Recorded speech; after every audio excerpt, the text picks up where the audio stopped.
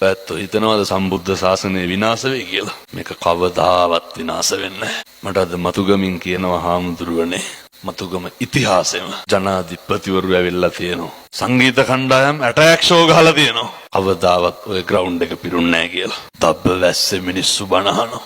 ධර්මයේ ආශ්චර්ය පිනතුනේ. පිනතුනේ අද දවසට මම ලක්ෂ 1.5කට වැඩියෙන් පිරිසකට බණ කියලා තියෙනවා.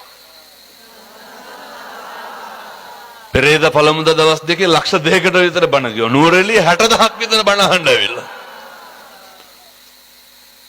පින්නතුනේ වැස්සේ නැත්තම්